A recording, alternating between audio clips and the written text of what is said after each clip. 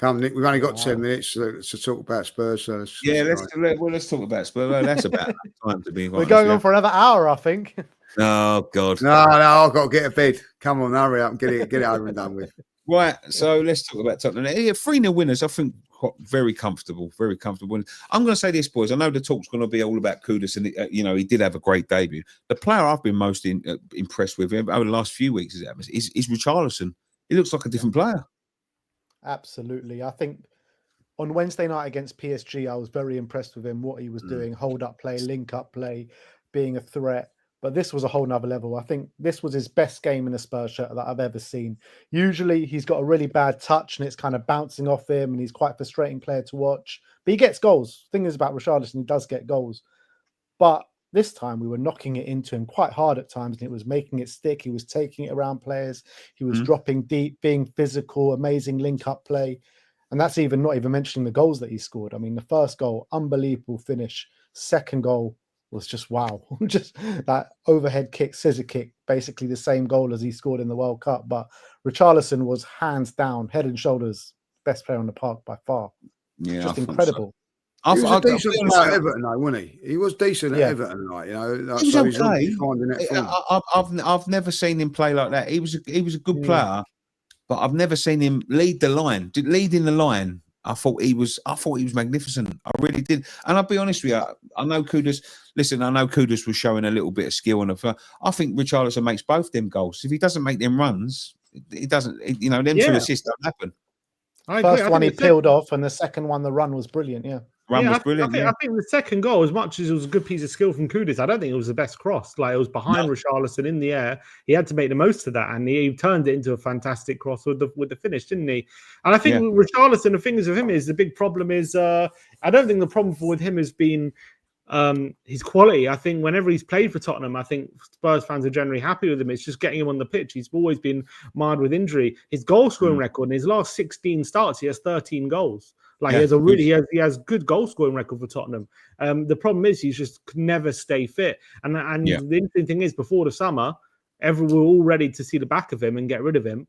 And now all of a sudden, looks like he's destined to stay, and looks like he's going to be challenging Solanke for the following season. And I think we're all happy about it. It's just still a bit of trepidation about his injury record. But I think, on the weekend, definitely his best performance in the Tottenham shirt that we've seen. And that is so encouraging.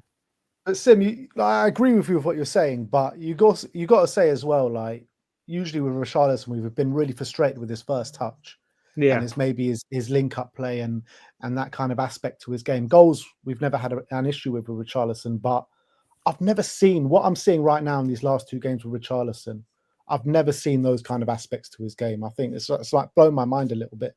Yeah, I think it's been the best of that. I think there was a little spell under Ange when he had that. He went on a really good goal scoring one. There was a bit of that, a bit of hold up play, but not to this level. I think this level's he's clearly worked on it. He's looking stronger and healthier than I think he ever has, which we're just hoping and praying it stays that way, because that's been his ultimate downfall. But yeah, Richarlison, I think he might surprise a few people this season. If he can stay fit, people forget about him, about what good player he can be. And if he can stay fit, I think he could be our number 9 for the season. I really do. I think the game against PSG, as you said, he did play very, very well in that game. If you're not going to get confidence from that, you're never going to get confidence from anything like so. That he sort of took that on now to the next game, and I didn't see the game. I'll be honest, so and that is the truth. But do you think the early goal was a big thing? Getting the early goal, because Burnley, by the way, I know, like everybody sort of like says that they're going to go down. Through the whole of I don't know if you know this, but from the whole of last season in the Championship, they never conceded more than 1 goal. So they never conceded 2 They conceded 16 goals and had 29 clean sheets.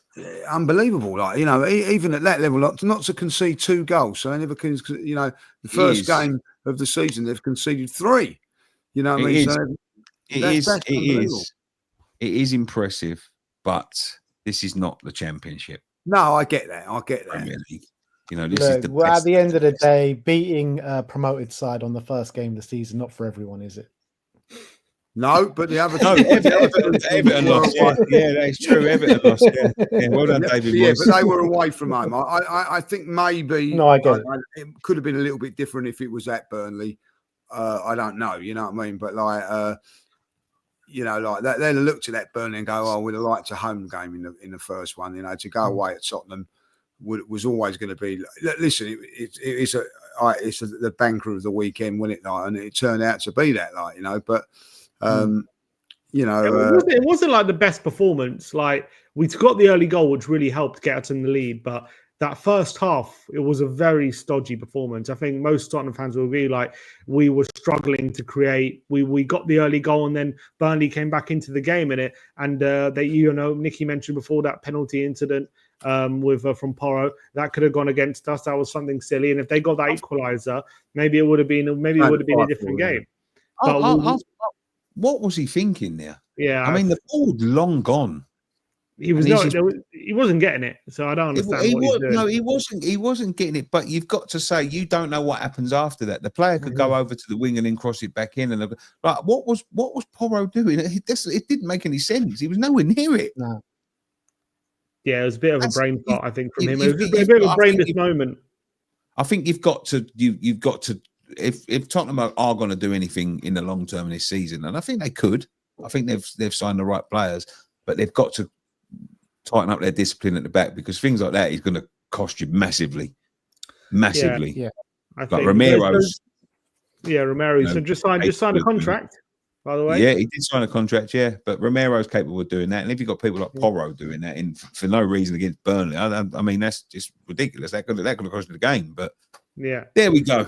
But very good win. I think the main takeaway for us is the fact that not so fast, Nicky, mate. Not so fast. Just quickly, I think the main takeaway for us when it comes to the start of the season under Thomas Frank is that immediately in his first two games, PSG and Burnley, two very different opponents, and we saw two different setups, two different approaches, and we already saw that being implemented immediately and successfully. You know, PSG should have won that game, sat back, scored from set pieces, and were a threat that way. And then against Burnley, I think we were on the possession football. The second goal we scored, 17 passes, all 11 players were involved in that goal, and it was a brilliant team goal. And we facing a team sitting back in a low block, and we were able to score 3 goals against them. So I think that is the exciting thing from a Tottenham fan's perspective, that Frank's already implementing different, showing his tactical flexibility that he was known for at Brentford, and that's why we brought him in. So that's really encouraging. That's the thing, isn't it? Listen, I think we all predicted Spurs would win, but it was a convincing win. Whether you, as I say, like 3-0, that's what you want to do against those low block teams. See them off, and Lee, that's what they've done. That. Did we all predict that Tottenham would win? I don't know. Did we? Yeah, we all did, apart from one of us. Who didn't then? Lee said that Tottenham would win 1-0. Ben, I thought that they would. I thought it'd be a lot tougher than what it was. So, Ben said 2-0. Sim said 2-0. I said 3-1. So I was the closest. Yeah. Nini said 1-1. Don't know what Nini was thinking there, to be quite honest with you. But yes. Club bias clouded him. Should we touch on Chelsea quickly, seeing as he's not here? Yeah, I just want to say one thing. At the end of the day, it's a great winning 3-0 against Burnley. But, the big test is going to be this weekend to see where we're really at. Oh, yeah. Man City away. Man City away. They look, for me, they look the best team of the weekend. They were unbelievable. They were. You've got a good record against them up there. I was just about to say that. If anyone's going to beat them at the City ground, it'd be you. Yeah, you seem to have got a good little thing over them. It'd be interesting how Spurs set up against them, where they go into that. We'll go 3 at the back, which for has sure. been successful. Yeah. So is that the early kickoff game, isn't it? Yeah. We're playing on Friday night, by the way. I might watch you on Friday night, but I certainly won't be watching Spurs. I'll be travelling. You know what I mean? So, I think that that'd be a good game, Man City. I think I think that'd be a good game. Who have Arsenal? Arsenal got Leeds this weekend, don't they? Yeah, 5:30. So, I might be able to catch the second half. I might be able. You know what? I was just about to ask you got in the League Cup, but none of you are in the League Cup yet, are you? I didn't even know the League Cup second Didn't know round it's draw. started, yeah, didn't know it's Who you got? We'll be going to Wolves on Tuesday. Yeah. Oh, what, this Lovely. Tuesday? This Tuesday, yeah. We're all looking forward to Spurs the went out of Champions that League early draw. last year, didn't they? Today. Before- No, not tomorrow, Spurs, but next Spurs Tuesday. went out of that before it got to Europe, didn't it? The European teams come in, didn't they? European teams come in the next round, I think.